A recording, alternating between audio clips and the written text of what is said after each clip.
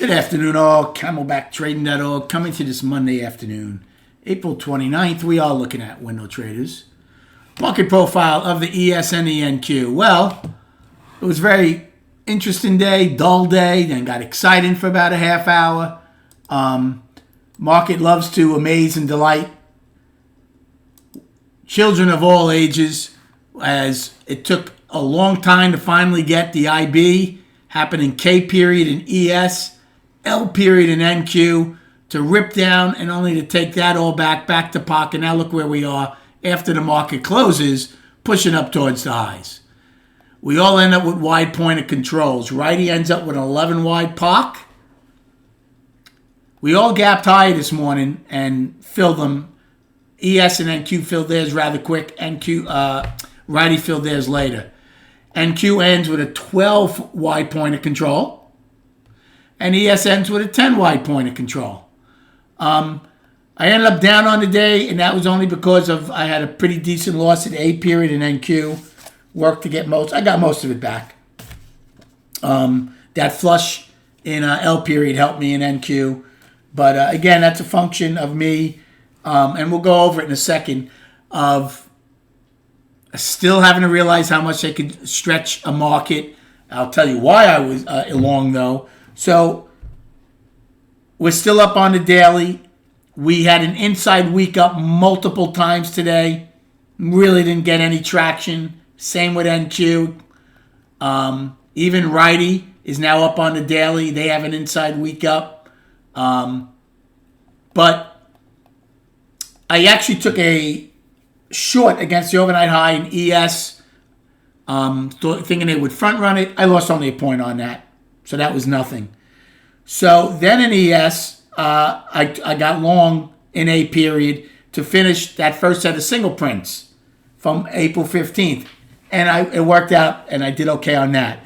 The one trade that I lost on today, and it was a fairly large loss, was in NQ. Now, NQ gapped higher. It got the overnight high right away. It had higher value. And it looked like even the indices at some point might go in their favor. So, I didn't buy it up at the highs, but when it started pushing back again, I thought we had a good chance to get the 17s high. I started a little long above the opening against one at half the overnight high. Got below the open. I'm like, okay, it wasn't big. I'm not getting out. I'm like, if they fill the gap, we had a wide overnight POCS gap fill. We should get a responsive bounce off of that. Well, guess what? That didn't happen.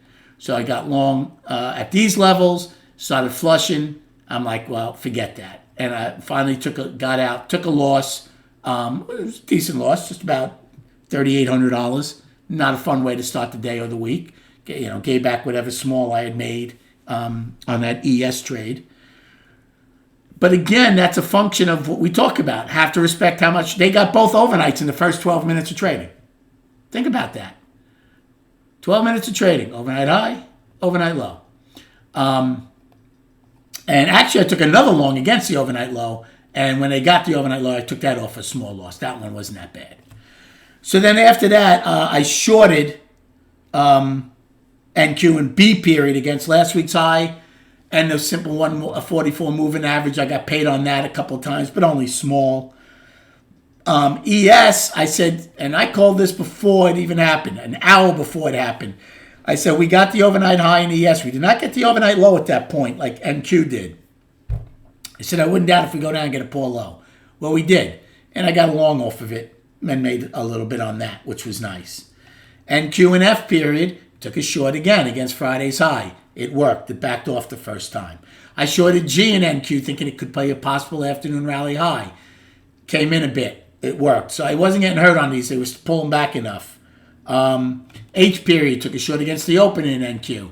Where is the opening? Oh, here it is right here. That worked.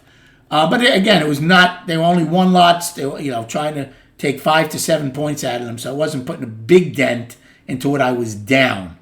Then in K period in ES, this one helped. When we got the overnight low, I took a 3 lot and made a quick 3 points on it, on all 3 of them. So that was a quick 9 points. So that was a nice trade because I didn't think they would go trend. We did not. And then when NQ kept pushing and pushing in L, I was finally like, they're going to finally get the IB, got short, and that was a nice trade. That's where I got back a good part of what I lost on the day. So, red on the day, but nothing big. I think I saw the day well, except for a period, because I didn't respect it enough. But I told you why I took those longs. I think they were very valid reasons. Overnight high, gap, wide overnight POC, overnight halfback. So at the time, I thought they were good reasons. Obviously, the sellers didn't agree with me as they kept pushing it down. Anyway, as far as destinations go, 509.70 is our POC. Now we're 11 wide in SPY, only 10 wide in ES. That's a downside destination, and 507.25 is today's low. And then the upside is 510.75 daily high, and in the single print start at 510.76, get filled at 81. In ES, downside 42.75, 10 wide POC. 18.75 is today's low. Now keep in mind, we've had 3 days now where we've had excess. A gap is a form of excess. It's held. 8 periods buy tail is a form of excess. It held. We got into it today a bit, but look, not only do we leave it, we have one in L. So buyers right now are trying to start doing a better job inside of that 15th range.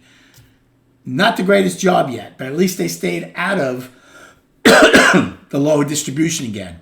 We battled the 20 and the 50 all day in ES, in SPY, I'm sorry. And the high today in ES is 54 and a quarter. And then chart-wise, so here's the weekly. We attempted to come out of an inside week multiple times today, okay? Didn't do a great job, but we are officially back in balance. So now we'll see how the rest of the week goes, because we stopped the one-time framing down for 4 weeks. We're officially back in balance. The daily, like I said, spent a good majority of the time and closed between the 20 and the 50. We're up. One-time framing up 2 days now, the gap, the main focus. The problem is this volume. We're at 43.5 million. Our lightest volume of the year is 48.4 million. So there's a very good chance today's volume could be the lightest of the year.